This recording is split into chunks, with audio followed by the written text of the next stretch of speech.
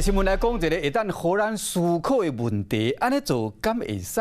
台南有一个乡亲上网络写文章伫怨叹讲，伊去这个火锅店点一个肉片火锅，验过呢要包回去的时呢，店员甲阻止甲拒绝，佮讲暗时食甲饱，敢讲要甲拍算掉。结果这个文章一个写出来，真侪网友就讨论啊，有诶搁伫骂，引起这个头家出面咧发冤枉，讲呢这个。火锅虽然是另外点的，不过店内有真侪饭啦、面啦，还有饮料、冰淇淋等等，拢是互消费者食免惊的。而且店内嘛有明文规定，写甲真清楚，禁止炸出门。安尼个方面，伊感觉真无耐。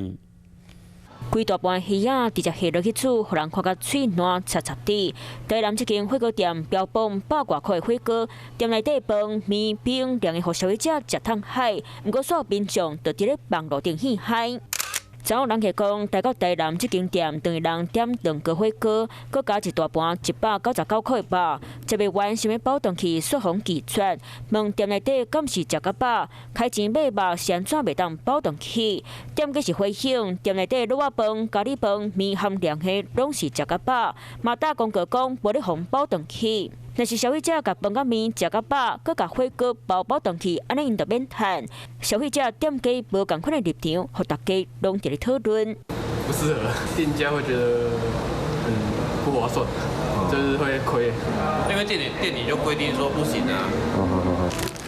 来到另外一间火锅店，点1个火锅，店内底冷盘沙拉、爆米香、饭甲面共款食甲饱。给他时间慢慢吃，慢慢去做享用。再多一个人力去帮他做打包，然后还有那些耗材，比如说我一开始到这边来，我家中刚好有急事，必须马上去做处置，这方面我们会可以通融。